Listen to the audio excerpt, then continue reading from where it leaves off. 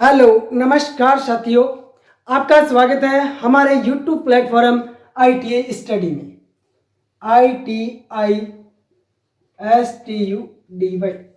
Study आपको बता देना चाहता हूं कि ये जो प्लेटफॉर्म बनाया गया है, जितने भी ITI ट्रेड्स है उन सभी के लिए ये एकल ट्रेड रहेगा। आज तक ऐसा कोई YouTube चैनल नहीं बना है जो आपको एक साथ सभी ITI की ट्रेड थ्योरी, प्रैक्टिकल सभी की जानकारी आपको साथ दे। जैसे आप ITI की ट्रेनिंग है तो आपको पता है आपके trade theory, practical, ES, workshop calculation और इंजीनियरिंग ड्राइंग, इतने सब्जेक्ट लगते हैं। तो हमारे पूरे ऑल ओवर इंडिया में तकरीबन 176 ITI अलग अलग प्रकार की ट्रेडें चल रही है, जिसमें से तकरीबन 126 ट्रेड जो है यांत्रिकी आती है, जिन्हें अपने मैकेनिकली ट्रेड बोलते हैं, और लगभग 52 ट्रेड है जो गैर यांत्रिकी है। तो इन सभी ट्रेडों में, जैसे अभी आप पूछोगे सर यांत्रिकी और गैर यांत्रिकी कौन सी है, तो यांत्रिकी जैसे कि welder, fitter, Turner, machinist, electrician, diesel, tractor, automobile, ये सारी की सारी ट्रेडें यांत्रिकी में आती है। इसी तरह गैर यांत्रिकी में आपके साथ जैसे आगे जो बोलते हैं ड्रेस मेकिंग होगी, इस तरह से कुछ ट्रेडें आती है, जैसे स्टेनो होगी, तो ये ट्रेडें लगभग गैर यांत्रिकी में आती है। तो इन सभी से रिलेटिव जितने भी प्रकार के आपके सब्जेक्ट लगते हैं, theory, practical, ES, WC, ED, इन सभी को सम्मिलित करके हमारा एक प्लेटफॉर्म बनाया गया जिसका नाम है ITI स्टडी हब। तो इसको आप ज़्यादा से ज़्यादा सब्सक्राइब करें, लाइक करें और बेल आइकन को दबाना न भूलें, क्योंकि जैसे आप बेल आइकन दबाते हो तो आपके पास जैसे ही हमने वीडियो अपलोड किया तो सबसे पहले आपके पास पहुंच जाएगा। इसमें आपको करना क्या है, जैसे आपने सब्सक्राइब कर दिया और बेल आइकन को दबा दिया तो आपके पास नोटिफिकेशन आएगा। आपने नोटिफिकेशन देखना है कि किसका वीडियो है, नहीं तो आप सीधे प्लेलिस्ट में जाओ, वहां से अपनी ट्रेड सिलेक्ट करो कि कौन सी ट्रेड आपकी इलेक्ट्रीशियन है, वेल्डर है, फिटर है, डीजल है, जिस भी ट्रेड से आप रिलेटिव हो उस ट्रेड को चूज करो। उस ट्रेड में जाकर के आपने अपनी वीडियो संबंधित वीडियो देख सकते हो। इससे आपको ये फायदा है, आपकी जो स्टडी लाइन है वो कभी टूटेगी नहीं, और इसमें पूरे राजस्थान से एक एक्सपर्ट टीचर आपको मिलेंगे। तो चलो आगे बात करते हैं। ये यहाँ तक हो गया हमारा। तो यहाँ सबसे पहले मैं अपना इंट्रोडक्शन दे देना चाहता हूँ। मैं हरद्वारी वर्मा गवर्नमेंट ITI अनूपगढ़ में गेस्ट अनुदेशक पद पर कार्य कर रहा हूँ। मेरे को तकरीबन 9 साल का इसी विभाग जो मैं ट्रेड पढ़ाता हूँ उस ट्रेड का नाम है मैकेनिक डीजल इंजन से संबंधित जो भी टॉपिक होगा संपूर्ण जानकारी के साथ आपके सामने हम लेकर के आएंगे। किसी भी प्रकार का आपको कमेंट हो कि आपको लगे ये गलती है या आपके समझ में नहीं आया, कमेंट बॉक्स में लिख के दें, हम उसका आंसर आपको सीधा उपलब्ध कराएंगे। इसी के साथ हम कोशिश कर रहे हैं कि आपके लिए एक लाइव क्लासेस शुरू की जाए, तो ज़्यादा से ज़्यादा उससे पहले आपको शेयर और लाइक करना होगा ताकि हम उस मुकाम तक पहुंच सकें। तो चलते हैं, आज हम करते हैं स्टार्टिंग कि इस हमारे चैनल का नाम याद रखना है ITI स्टडी। सीधा आप सर्च मारोगे आपको सीधा चैनल आएगा और आपने उसको सब्सक्राइब करना है और बेल आइकन को दबाना है। चलो चलते हैं दोस्तों आगे। यहाँ हम देखें, सबसे पहले मैं अपने व्यवसाय की बात करूंगा जो मेरे पास है डीजल मैकेनिक। तो मैकेनिक डीजल की बात करें तो ये 10वीं के पास करने के बाद 10th हमने पास की, इसके बाद एक फॉर्म आते हैं, जैसे जून जुलाई में फॉर्म आते हैं, उन फॉर्म को हमें फिलअप करके ऑनलाइन फिल करना पड़ता है, मेरिट बनती है, उसके बाद हमारा सिलेक्शन हो जाता है। जैसे जो कर रहे हैं उनका हो चुका है, जो पास आउट है उनको पता ही है। इसके बाद सबसे पहले दिमाग में ये आता है जो करके निकल गए, जो कर रहे हैं, कि मैं इस व्यवसाय में एडमिशन क्यों लिया। तो सबसे पहले मैं आपको इसमें आने वाले जॉब के बारे में बता देता हूँ कि अपने सरकारी या गवर्नमेंट जिसे कहते हैं सरकारी जॉब, या जिसे अपने प्राइवेट या निजी जॉब कहते हैं। तो सरकारी में सबसे पहले राजस्थान में हमारे RSRTC ले लें, RSRTC, Rajasthan state road transport corporation, मतलब कि राजस्थान रोड बस में स्पेशल डीजल मैकेनिक इंजन के मैकेनिक की पोस्ट आती है। उसके बाद DRDO, रेलवे में काफी सारी जॉब आती है, से एक तो टेक्नीशियन से संबंधित और दूसरी लोको पायलट। उसके बाद फार्म मैकेनिक इस तरह से बहुत सी जॉब होती है जहां भी ऑटोमोबाइल का काम होता है मेरे साथियों, वहां हमारे डीजल इंजन की आवश्यकता पड़ती है। आज वर्तमान में थोड़ा सा का ध्यान दिया जाए तो आप देखोगे कि जो भी इंजन चल रहे हैं वो सारे के सारे ऑटोमोटिव है, एक मोटर बाइक से लेके एरोप्लेन तक सारे ऑटोमोबाइल में आते हैं। तो स्कोप कितना बहुत ज़्यादा बड़ा हो गया। अब ये तो बात है नहीं कि अब मैंने आईटीआई कर ली, मेरे को घर आके कहेंगे चल दोस्त तेरी की जरूरत है कंपनी में, तो ऐसा कभी नहीं होता। कुछ न कुछ स्ट्रगल या मेहनत हमें खुद को करनी होगी। हमें उस मुकाम पर जाने के लिए कुछ हमें टैलेंट और लेना होगा। ऐसा नहीं कि सर हमने आईटीआई कर ली तो मेरे को जॉब नहीं मिला, तो जॉब के लिए बहुत तड़फना पड़ता है दोस्तों, कुछ मेहनत करनी पड़ती है अपने मुकाम को पाने के लिए। ऐसा नहीं होता कि जॉब चल के आती है। अब अगर हमारे अंदर टैलेंट होगा तो जॉब झक मार के आएगी कि मेरे में टैलेंट है। तो वो टैलेंट आप में पैदा करने के लिए हमने ये चैनल बनाया आईटीआई स्टडी। तो निजी के लिए अपने क्या करते हैं, जो छोटी मोटी वर्कशॉप होती है या खुद की एजेंसीज होती है वहाँ, या प्राइवेट जितनी भी कंपनियाँ हैं, होंडा की है, सुजुकी की है, वहाँ जहाँ भी वहाँ आपके लिए जॉब स्थिर होते हैं और फिक्स पे तकरीबन आजकल 15,000 से कम कोई नहीं देता। तो चलो चलते हैं आज हम अपनी थ्योरी पर, थोड़ा सा इंट्रोडक्शन कर लेते हैं अपने थ्योरी का, उसके बाद चलेंगे आगे। तो दोस्तों जरूर याद रखना अपने चैनल को सब्सक्राइब, लाइक और शेयर जरूर करें। तो सबसे पहले मैंने ट्रेड का इंट्रोडक्शन दे दिया कि हमारी ट्रेड व्यवसाय है मैकेनिक डीजल, जो 1 वर्षीय कोर्स होता है। इसमें हमें सिर्फ इंजन का ही काम सिखाया जाता है, इंजन से संबंधित जितनी भी चीज़ें होती है। तो सबसे पहले एक ट्रेड में प्रवेश करने से पूर्व हमें कुछ बातों का ध्यान रखना है। सबसे पहले आप आज तक जिनसे पढ़ के आए हो आपने उन्हें बोला था टीचर, और यहां होगा इंस्ट्रक्टर। क्या होगा? इंस्ट्रक्टर। टीचर को बोलते थे अपने अध्यापक और इसको बोलेंगे अनुदेशक। और सबसे बड़ी पोस्ट है, इसके लिए बहुत स्ट्रगल हो रहा है दोस्तों कि आईटीआई के करने के बाद आप आईटीआई में टीचर भी लग सकते हो। ये हो गई बात। इसके बाद आज तक जो आपने पढ़ा वो बिल्कुल हट करके सिलेबस है। यहाँ सिलेबस में थ्योरी आएगी, थ्योरी में आपको क्या होगा, जो आपने ट्रेड चूज किया है उस ट्रेड की व्यवसाय के बारे में ही जानकारी मिलेगी। उसके बाद में प्रैक्टिकल आता है। प्रैक्टिकल में जो आप इंजन से संबंधित जितने भी काम होते हैं सारे के सारे आपको करके दिखाए जाएंगे। उसके बाद एम्प्लॉयबिलिटी स्किल है, ये आप जो पर्यावरण की या कंप्यूटर की किताबें पढ़ के आए हैं उनका ही एक संयोजन करके पढ़ाया गया है। उसके बाद वर्कशॉप कैलकुलेशन है, ये आपके 10वीं तक की मैथ जो होती है उसी का ही एक सम्मिलित रूप मिलेगा। ये सब्जेक्ट आपके कॉमन रहेंगे, वैसे कोई बात नहीं, इसमें आपको कोई दिक्कत नहीं आने वाली। यहाँ आएगी हमारे एक ED, engineering drawing. Engineering drawing आज तक हम जो कौवे कबूतर बनाते हैं वो नहीं आएगा। यहाँ इंजीनियरिंग ड्राइंग की कुछ परिभाषाएं होती है, जैसे इसमें लाइनों की भाषा को समझा जाता है। जैसे अपने घर का एक नक्शा तैयार करते हैं तो वो एक सिविल इंजीनियरिंग है। तो उसमें क्या होती है, लाइनें होती है और एक मैकेनिक कारीगर जो चुनारा होता है वो ऊपर तक एक मकान होता है, बिल्डिंग होता है, वो खड़ी कर देता है। वो क्या समझता है, लाइनों को ही समझता है। वो चीज़ें यहाँ आएगी तो लाइनों की परिभाषा हमारी ड्राइंग कहलाएगी। तो आगे चलते हैं दोस्तों, ये हमारा हो गया। तो सबसे पहले मैं लूंगा सेफ्टी। क्या? सेफ्टी या सुरक्षा जिसे कह सकते हैं।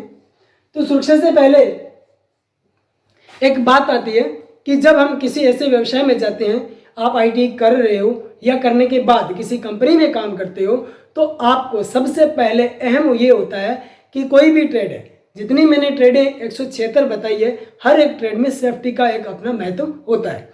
तो इस सुरक्षा को हमें पहले खुद की सुरक्षा के लिए, दूसरों की सुरक्षा के लिए, मशीनों की सुरक्षा के लिए, सबकी सुरक्षा के लिए हमें इसे अपनाना होगा। सबसे पहले सुरक्षा में आता है मेरे पास दोस्तों समय की सुरक्षा। समय की सुरक्षा या जिसे बोल देते हैं सेल्फ सेफ्टी। यह आएगा सामान्य सुरक्षा, सामान्य या जनरल सेफ्टी। यह आएगा मशीन टूल सेफ्टी। तो सबसे पहले मैं किसको प्राथमिकता दूंगा? मैं प्राथमिकता दूंगा समय की सुरक्षा को, क्योंकि दोस्तों जान है तो जान है। अगर हम खुद ही नहीं रहे तो हमारी दूसरी सुरक्षा किस काम में है? हम मशीन को बचा रहे हैं और खुद चले गए तो वो मशीन की सुरक्षा या दूसरी सुरक्षा मेरे किस काम आई? कोई काम नहीं आती। इसलिए सबसे पहले खुद की सुरक्षा पर ध्यान दें। तो खुद की सुरक्षा के लिए मेरे को क्या करना है? सबसे पहले लंबे बाल नहीं रखने, ढीले कपड़े नहीं पहनने, हाथ में कड़ा, चेन गले में या मफलर टाई लगा करके काम नहीं करना। महिलाओं के बाल लंबे होते हैं तो उन्हें यह गाइड किया जाता है कि वो अपने बाल जुड़ा बना करके बांध लें। उसके बाद पैरों में जूते, कौन से जूते हो सके तो सेफ्टी शूज, नहीं तो सैंडल चप्पल की बजाय जूते पहन के आए, क्योंकि हमारी वर्कशॉप में बहुत सारे भारी पार्ट्स होते हैं, नुकीले भाग होते हैं या नीचे बर्फ छिलन पड़ी रहती है, वो पैरों में चुभ सकते हैं। इस तरह से काफ़ी सुरक्षाएं होती है। कोई काम करते वक्त दस्ताने पहन के काम करना, कोई दूसरा काम करे हेलमेट लगाना, गोगल्स या जिसे चश्मा बोलते हैं चश्मा लगा करके कार्य करना, तो ये बहुत सारी सुरक्षाएं होती है जो समय की सुरक्षा में आ जाती है। आगे मैं पढ़ाना चाहूँगा आपको सामान्य सुरक्षा। सामान्य सुरक्षा एक मेरी वर्कशॉप सुरक्षा कहलाती है। क्या वर्कशॉप सुरक्षा? वर्कशॉप में क्या होना चाहिए? वर्कशॉप में पर्याप्त सबसे पहले वेंटिलेशन होना चाहिए। तो वेंटिलेशन क्या होता है दोस्तों कि एक वर्कशॉप में काम कर रहे हैं, वहाँ धूल मिट्टी के कारण सही तरीके से हवा नहीं आ रही तो आदमी परेशान हो जाता है और उसी की वजह से एक दुर्घटना हो सकती है। तो अभी मैं इन बातों को रोक करके अभी बात दुर्घटना की चल गई। तो दुर्घटना जिसे बोलते हैं एक्सीडेंट। एक्सीडेंट क्या होता है? स्वाभाविक होता है या आकस्मिक होता है? ये हमें पता है आकस्मिक होता है, जिसे अपने बोलते हैं सडनली, अचानक कोई घटना, दुखद घटना हो जाने जिसमें किसी व्यक्ति का हाथ पैर कुछ कट जाना, जल जाना या बेहोश हो जाना, या कई बार होता है आदमी मर भी जाता है, तो उस स्थिति को अपने बोलते हैं एक्सीडेंट, जो अचानक सडनली हो जाता है। दुर्घटना से बचाव सिर्फ एक ही चीज होता है, वो होती है सुरक्षा। सुरक्षा में अभी वर्कशॉप की बात कर रहे थे। पर्याप्त क्या होना चाहिए? वेंटिलेशन। उसके बाद पर्याप्त प्रकाश की व्यवस्था होनी चाहिए, लाइटिंग की व्यवस्था पूर्णतः होनी चाहिए ताकि आदमी को इधर उधर ध्यान रहे। वहाँ जो भी कचरा या स्क्रैप होता है, स्क्रैप है तो वो वहाँ से हटा देना चाहिए। वर्कशॉप पूर्णतः साफ सुथरी होनी चाहिए। सभी टूल औजार अपने अपने अलग अलग जगह होने चाहिए। काटने छीनने वाले अलग होना चाहिए, मेजरिंग टूल अलग होना चाहिए। इस तरह से बहुत सारी सुरक्षा होती है जो हम कार्यशाला से संबंधित बना लेते हैं। उसके बाद मेरे पास आता है मशीन एंड टूल सुरक्षा। मशीन और टूल सुरक्षा में बात करें तो ये जैसे अभी हम ITI में, तो ITI में हमारी डीजल मैकेनिक ट्रेड है, वहाँ 8 से 10 इंजन होंगे, इंजन या एक आधी गाड़ी होगी। इतना ही हमारे पास सामान है जो इतना कोई कॉस्टली नहीं होता। अगर आप यहाँ से करने के बाद निकलते हो कोई कंपनी में, तो कंपनी में जाने के बाद क्या होगा? आपको CNC ऑटोमेटिक मशीनें मिलेगी जिन पे वो अपने आप ऑपरेट होती है। वहाँ सेफ्टी बहुत ज़्यादा रखनी पड़ती है, क्योंकि एक मशीन कभी 5 सेकंड के बाद इधर आ रही है, कभी नीचे झुक रही है, तो आपका ध्यान थोड़ा सा भटका तो ये एक दुर्घटना का लोगो होता है, सावधानी हटी, क्या सावधानी हटी और क्या हो गया? दुर्घटना घटी। तो आपने ये सावधानी हटानी नहीं है, सावधानी हमेशा बरतनी है। तो यहाँ बात कर रहे थे अपने इसकी, तो वो CNC मशीनें काफ़ी करोड़ों की लागत की होती है, तो हमें उन मशीनों की सुरक्षा करनी है। अगर हम असावधान गैर लापरवाह होंगे तो हम यहाँ क्या होगा? उसको मशीनों का नुकसान कर देंगे। यहाँ कुछ टॉपिक आएंगे जो मैं अभी आपके सामने प्रदर्शित करने जा रहा हूँ। देखो,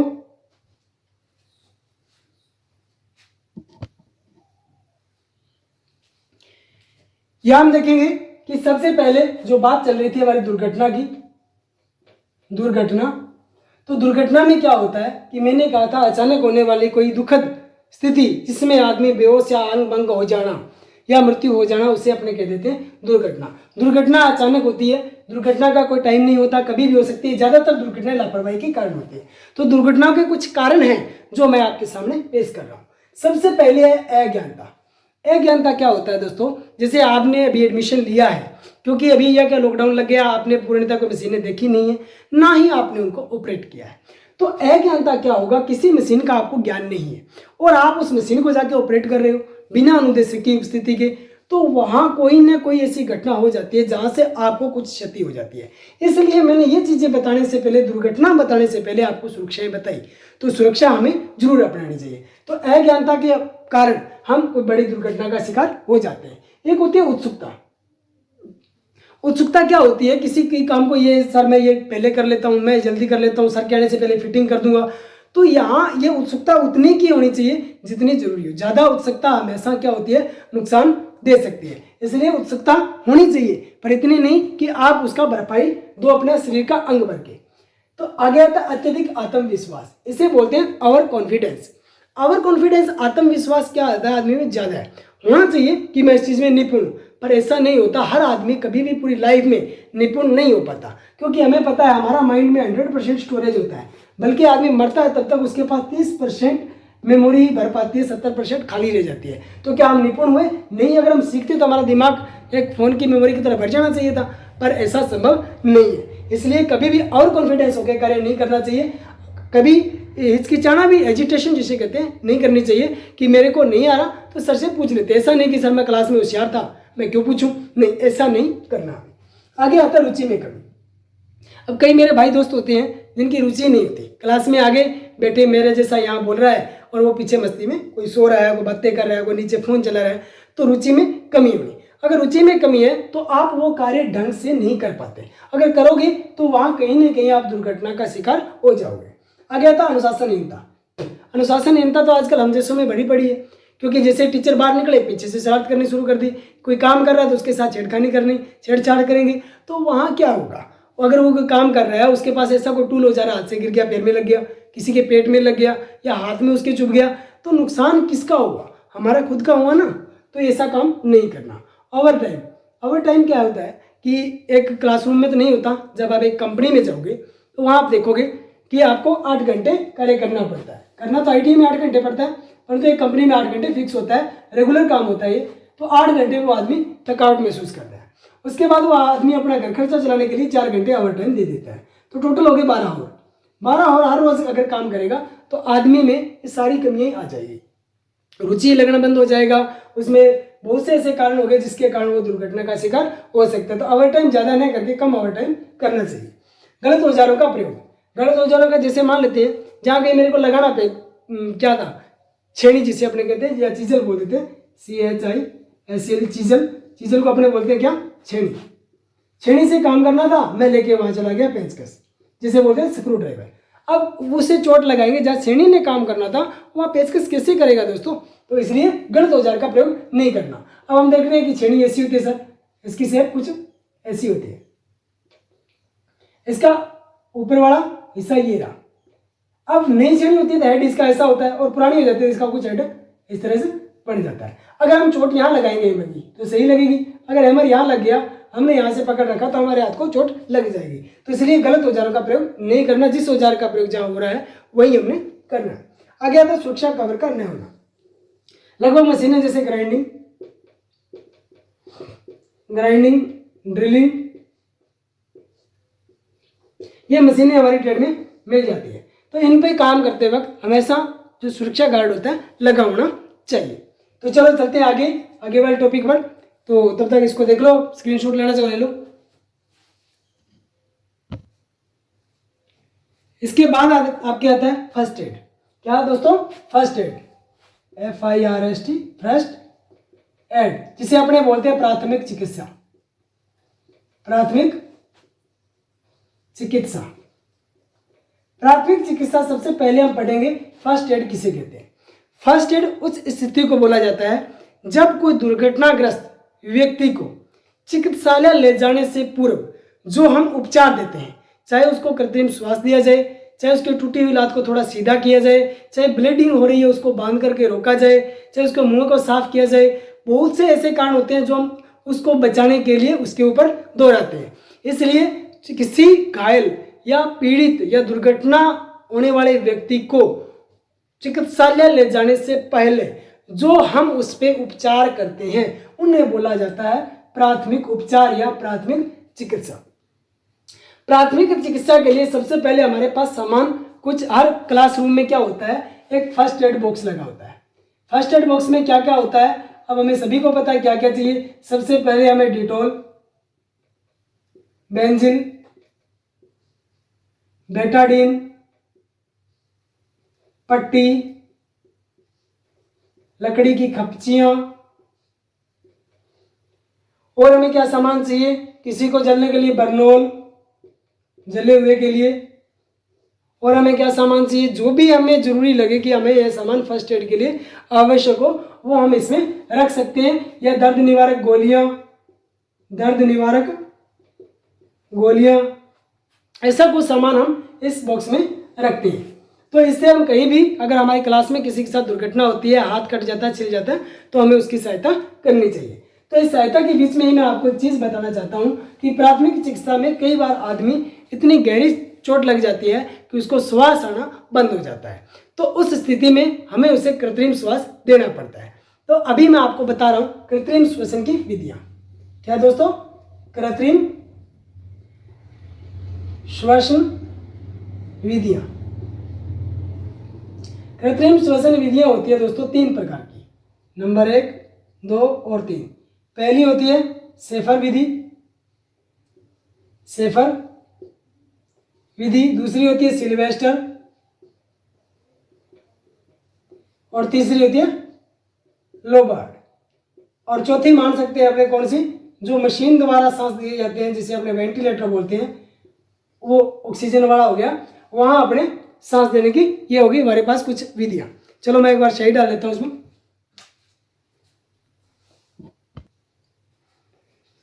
अब दोस्तों इससे संबंधित क्या प्रश्न आता है आपके परीक्षा में कि किस विधि में, प्रश्न आएगा किस विधि में आदमी को उल्टा लेटाकर श्वसन दिया जाता है, या पूछ लेगा सीधा लेटाकर। तो आपको इन प्रश्नों को ध्यान में रखना है कि कौन सी विधि में ये होता है। तो इससे पहले मैं आपको एक ट्रिक बता देता हूं कि आपको उल्टा सीधा लेकर घूमना ही नहीं है। तो इसमें मैं आपको यहां लिख दूं शीशेला। क्या दोस्तों, शीशेला, ये नाम इतना ही आपने याद रखना है, शीशेला। तो ये मैं यही लिख लेता हूं, शीशेला।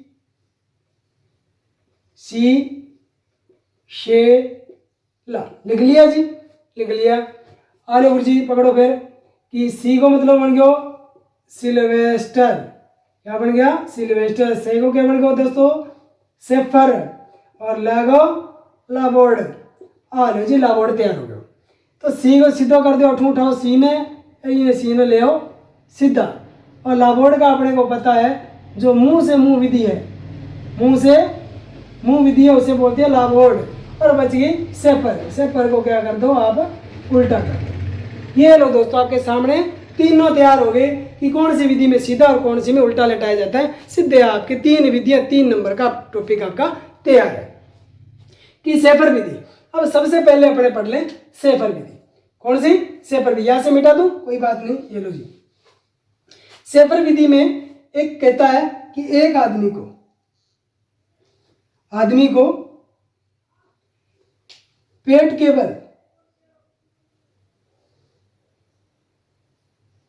बल लेटाया जाता है। कैसे लेटाया जाता है, पेट के बल। और इसका मुंह एक साइड में कर दिया जाता है। इसके हाथों को आगे की ओर निकाल लो आप, दोनों हाथों को। ये लो जी, मैंने दोनों इसके हाथों को आगे निकाल लिया। आगे निकालने के बाद अब एक आदमी बैठेगा इसकी पीठ के ऊपर। कहाँ बैठेगा दोस्तों, हमने क्या कहा था, सेफर। और सेफर में क्या होता है, उल्टा लेटाया जाता है। उल्टा क्यों लेटाया इस आदमी को, उल्टा इसलिए लगाया कि शायद इसकी पीठ पर कहीं ना कहीं कोई चोट के निशान हो सकता है, जला हो, इस कारण इसको पेट के बल लेटाया। पीछे से पीठ के बल आदमी को बैठना है और पूरी ये दोनों चीजें ऐसे दबा के रखने, अंगूठे पकड़े जाने चाहिए। पीठ के ऊपर जैसे दबाएंगे तो वो दबेगा, फेफड़े सिकुड़ेंगे, कभी फैलेंगे। इस तरह से इस विधि को 5 से 10 बार दोहराएंगे तो उसको सांस आना शुरू हो जाता है। तो अभी यहाँ बात आती है, क्या ये विधि सीधी डायरेक्ट शुरू करनी चाहिए, तो नहीं। यहाँ मैं आपको एक बात और बताना चाहूँगा कि यहाँ जो शीशेला इसको मैं बिठा रहा हूँ कि सबसे पहले आदमी को ये विधियाँ काम में लेने से पहले आपको पढ़ना पड़ेगा ABCD। आलो गुरु जी ABCD। ABCD तो सो कोई हुआ ना, आलो जी ABCD पकड़ो। ए का बन गया एयरवे, एयरवे। बी का बन गया ब्रीथिंग। सी का बन गया सर्कुलेशन। और डी का बन गया डेड में मरा हुआ। तो अब मैं ये विधियां क्यों बता रहा हूं, कहीं आप श्वास देने लग जाओ, आगे वाला सही नहीं हो, श्वास देने के लायक ही नहीं हो। तो हमें श्वास कब देना है, किसी बेहोश व्यक्ति को, ऐसा तो नहीं मरे हुए को दे। तो हमें सबसे पहले ये ABCD पढ़नी है दोस्तों। ए का बन गया एयरवे। सबसे पहले जिसकी दुर्घटना हुई है उसको जाके देखना है उसकी स्थिति क्या है। तो सबसे पहले उसके एयरवे देखनी है। एयरवे कौन सा होता है, मुंह और नाक। मुंह और नाक को पहले अच्छी तरह से साफ करें, क्योंकि एक्सीडेंट होगा कोई साफ सुथरी जगह पे तो होने से रहा, वो कहीं इधर उधर गिरेगा, मिट्टी चली गई, नाक में कचरा चला गया, तो उसे पहले साफ करें। हो गया दोस्तों साफ। फिर देखिए ब्रीथिंग। अब देखिए उसका नाक या मुंह से वो सांस ले रहा है तो अच्छी बात है, नहीं ले रहा तो हम आगे की प्रक्रिया पे चलते हैं, वो होता है सर्कुलेशन। जब आदमी के मुंह नाक सांस, कई बार ऐसा होता है कंडीशन कि आदमी का मुंह से और नाक से सांस लेना बंद कर देता है। तो बंद करने पे उसके देखेंगे नब्ज देखेंगे, धड़कन देखेंगे, बीट चल रही है, तो ये विधि हमारे काम आएगी। अंतिम बचता डेड। अगर ये दोनों चीज़ें काम नहीं कर रही, सांस भी नहीं आ रहा, सर्कुलेशन भी नहीं हो रहा, तो वो आदमी मर गया। और जब मर गया तो हमें ये श्वसन विधियां अपनाने की जरूरत नहीं पड़ेगी। अब चलते हैं अपनी विधि पर। इस विधि में क्या किया, आदमी के हाथ आगे की ओर किए, गर्दन को एक साइड में इस तरह से कर देंगे, सीधा करेंगे तो धूल मिट्टी मुंह में चली जाएगी, साइड में हिला दिया, पीछे पीठ पर से इस तरह से हाथ करके पूरा दबाव देना है, ऐसे लगभग 2 से 4 सेकंड के बीच में, ताकि उसको श्वास आता रहे। तो इस विधि में क्या होता है, आदमी को उल्टा लेटाया जाता है। याद क्या रखना आपको, उल्टा लेटाया जाता है और ज्यादा इसमें कुछ नहीं आने वाला। आगे वाली विधि पे चलते हैं अपने। सेफर के बाद सिल्वेस्टर, और सिल्वेस्टर में क्या बोल के गया मैं अभी, आदमी को सीधा लेटाया जाता है।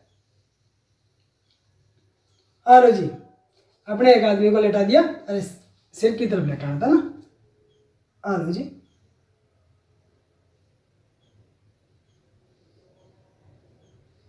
ये लो जी, मैंने एक आदमी को लेटा दिया। ये लो जी, एक आदमी लेट गया। यहां अपने क्या करेंगे, इसके हाथों को पहले लेके जाएंगे पीछे की ओर। कहाँ लेके जाएंगे, पीछे की ओर, दोनों हाथों के लेंगे। पीछे ले जाने के बाद यहां लगा देंगे अपने एक तकिया।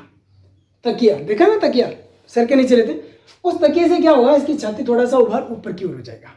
हो जाने के बाद अब इसके हाथों को अपने क्या करेंगे, इसके हाथों को यहाँ से बेंड कर देंगे इस तरह से, दोनों हाथों को बेंड करके इस तरह से, पहले आते सीधे बेंड कर दिए, यहाँ से दबाएंगे, ऐसे दबाएंगे तो फेफड़े सुकड़ेंगे फैलेंगे, सुकड़ेंगे फैलेंगे। तो यह विधि हमें 5 से 20 बार दोहरानी है, और इसे तब तक दोहराते रहना जब तक उसकी सर्कुलेशन सामान्य नहीं हो जाती।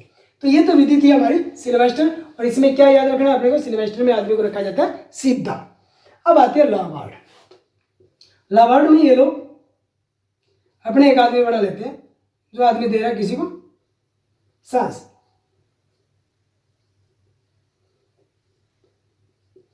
ये लो जी, ये एक बेहोश आदमी पड़ा है,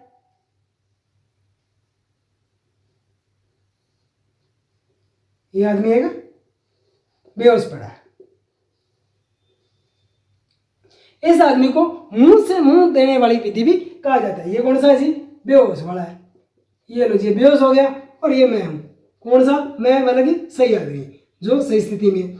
अब इस विधि में सांस देने के लिए हमें एक प्रक्रिया अपनानी पड़ती है। सबसे पहले एयरवेज के साफ करने हैं, कर लिए, मुंह नाक साफ कर लिया।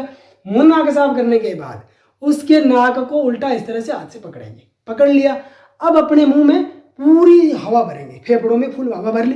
उसके मुंह पर रुमाल वगैरह रखेंगे, रखने के बाद उसके मुंह में पूरे जोर से अपनी हवा फिल कर देंगे, और उसके फेफड़ों में फुलाव आ जाएगा। जैसे फुलाव आता है, अपने मुंह को अचानक से हटा लेंगे, और वो अगर नाक नहीं पकड़ेंगे तो क्या होगा, यहाँ से हवा भरेंगे, नाक से बाहर आ जाएगी।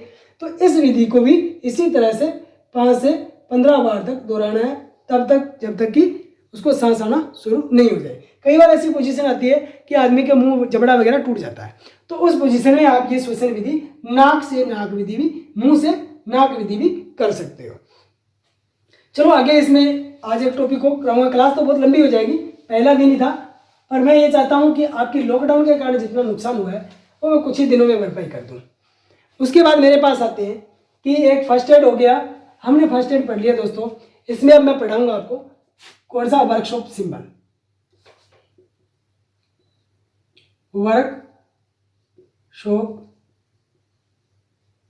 सिंबल। आज ये नहीं करवाने वाला मैं आपको, ये करवाएंगे अपने कल नेक्स्ट क्लास में। वर्कशॉप सिंबल आप कल देख के आओगे।